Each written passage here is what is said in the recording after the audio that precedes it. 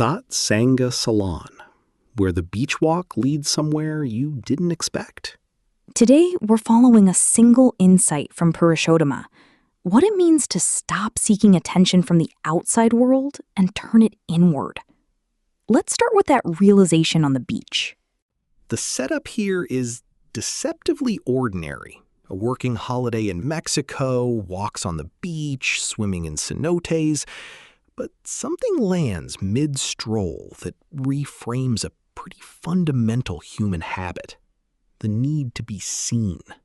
The post traces it back to a specific moment of noticing. The observation is that we seek attention in many ways, and that it is natural to seek attention until we are ourselves giving attention to our true being in self-remembering or right remembering. So the hunger for outside attention isn't a character flaw. It's a placeholder. It fills the space until something else does. That's a meaningful distinction because it shifts the question from what's wrong with me to what am I actually missing? And the post names what replaces it. Once you begin nourishing your being with your own attention, the need for external validation doesn't get managed or suppressed. It simply evaporates. That's the word used, evaporates. Evaporates is doing a lot of work there. Not diminishes, not becomes manageable, gone. Which is either very reassuring or a very high bar, depending on where you're standing.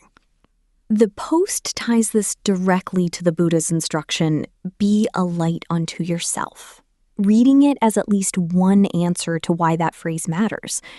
Self-remembering isn't a spiritual luxury.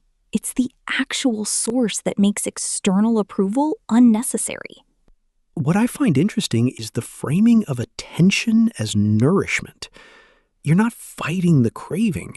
You're feeding the thing that was hungry all along, just from a different direction. Right. And the setting isn't incidental. The observation arrives mid-walk, surrounded by suntans and tattoos and what the post calls undulating buttocks. All of it display, all of it a bid for eyes. The insight emerges from inside the phenomenon it's describing. The idea that self-remembering makes external attention unnecessary, that's not a small claim. No, it's the kind of thing that sounds simple until you actually try it. More from Satsang Salon next time.